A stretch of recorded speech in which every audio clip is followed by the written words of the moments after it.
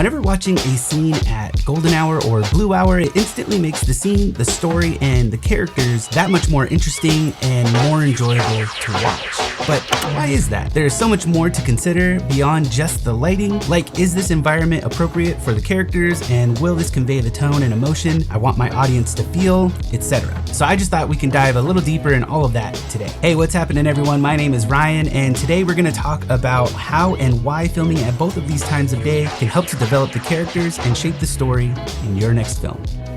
Let's get into it.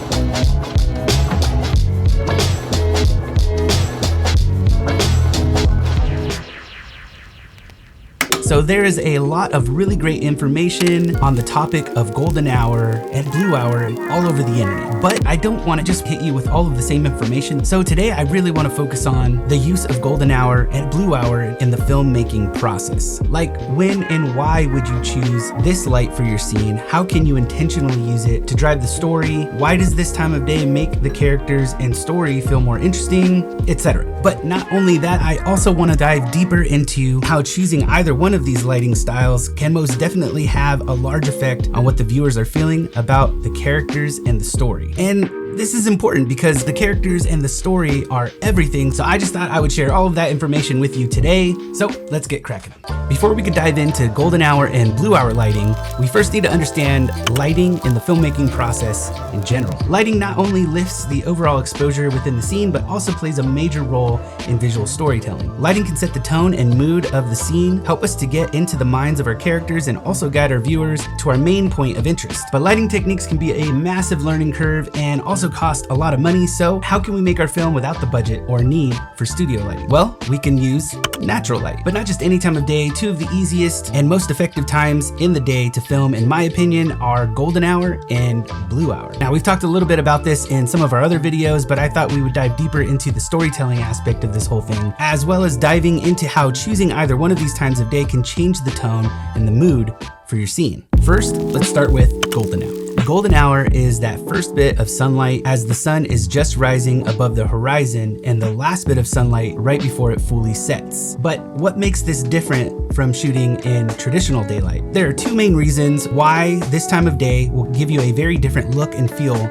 for your scene. First, because the sun is hitting the horizon plane, the sunlight is coming in at an angle and now needs to travel through the atmosphere at a greater distance, which breaks it up and diffuses the light a bit. This is also scattering the blue light within the sky, giving us that warm golden color. Now, this is important to know because this will directly impact your lighting, color temperature, and modifier choices when gearing up for a scene at this time of day. While traditional sunlight or daylight can be used for a variety of different situations for your scene, golden hour has become more of a go-to for romantic or emotionally heightened scenes. This means that filming at this time of day will send our viewers on a specific emotional path, so definitely keep that in mind when writing a scene for golden hour. The same is true for blue hour, but we're going to talk about that a little bit later in the video. Now that we know what it is and how we could use it to elevate the stories in our films, let's talk about the tools we can use to take this look to the next level. Now, you can most definitely just use this golden hour light and your camera and still get an amazing shot. I know I've done this a lot in the past and still will sometimes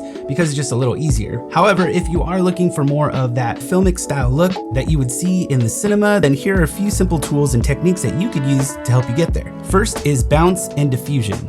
A bounce is anything white that you could reflect sunlight off of to lift the shadow side of your subject, while diffusion will soften the light on the lit side of your subject. Now, this is important for that filmic style look because even though this time of day will diffuse the sunlight, it's still sunlight and still very harsh light at that. In most Hollywood or cinematic style films, the goal is for the highlights and the shadows in the scene to look closer to what we see with our own eyes. This will make the scene feel more realistic and place our focus on the story and what our characters are doing instead of how the scene was lit. Now, this isn't the case for all films, especially these days, but it's definitely something that I like to do in my films and definitely something that I appreciate in the films that I watch personally. But there is usually one thing that makes this a lot harder to accomplish, and that is that most cameras are going to give you a stark contrast between your highlights and your shadows. So the harsher the light source, the hotter those highlights will become in your shot. Now, I go into a little bit more detail on some of this in some of my other videos, so if you'd like to learn more, I will leave links down in the description below. The good news is that we can use simple tools like bounce and diffusion to soften our light and lift the shadows to our liking, making the scene look more realistic, which will get you a lot closer to that cinematic film style look. And one more trick that I'll add here is bringing in artificial light. Studio lights can really add more to the scene and will also give you the ability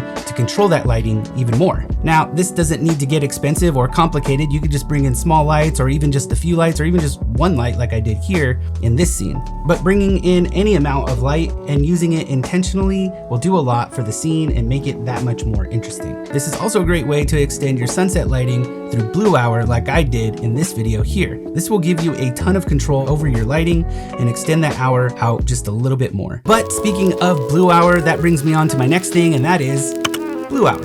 Sometimes called magic hour, blue hour is the light that we get right after the sun sets and right before the sun starts to peek over the horizon. Blue hour can not only look amazing for your film, but can also add a whole lot more to it.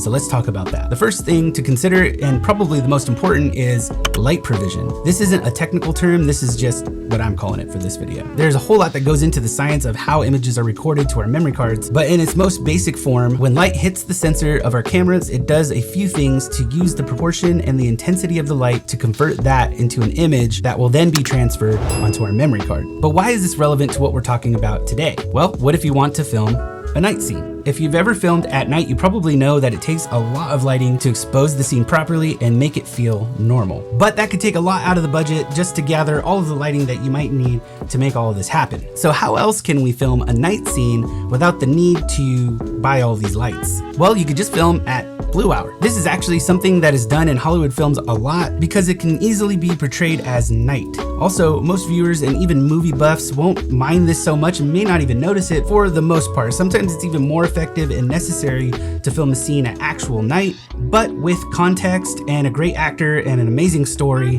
blue hour can be a great choice. But just like with golden hour, let's now talk about tone and mood.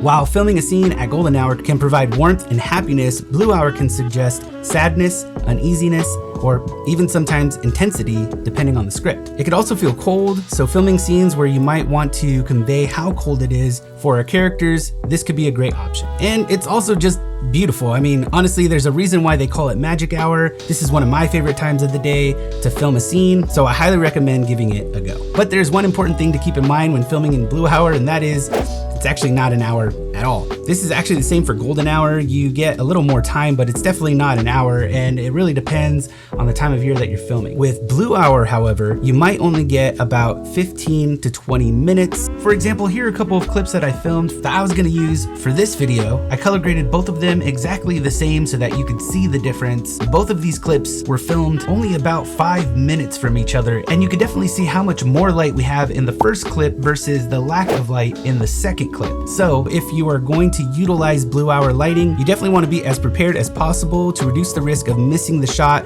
and having to reschedule another shoot day, because that can get costly. It's also really important to note that it's helpful to shoot in settings that will give you the most dynamic range. This is crucial because the image can really fall apart when color correcting and grading in post. But I go into all of this in a few of my other videos, so again, I'll leave a few links down below if you're interested in learning more. One final thing that I'll say is that blue hour is a very balanced look. Everything is seemingly different shades of the same color, and this is why it works out so well when bringing in additional light like this fake sunset scene that we talked about earlier in the video. When filming in either golden hour or blue hour, it's really important to make sure that this is the best environment for your character and the overall story. For example, we shot the closing scene for our short film Havoc during blue hour light for many reasons, but the main reason was story. I wanted the audience to feel the cold and intense events that were happening in the scene, as well as the melancholy and confusion of our main character. And on the flip side, in our short film Run, that scene where our main character is in his room getting ready for the run, I wanted it to feel not only warm, but also nostalgic.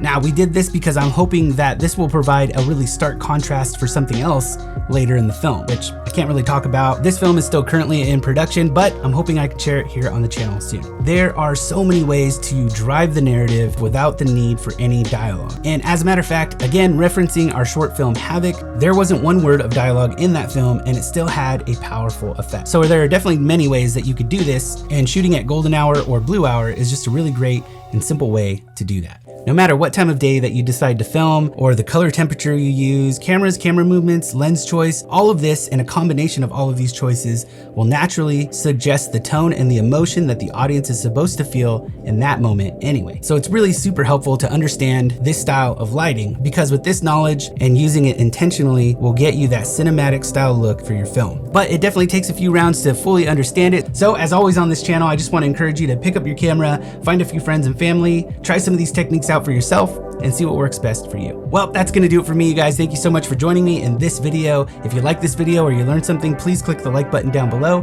Consider subscribing if you haven't already, and I'll catch you in the next one. Cheers, friends.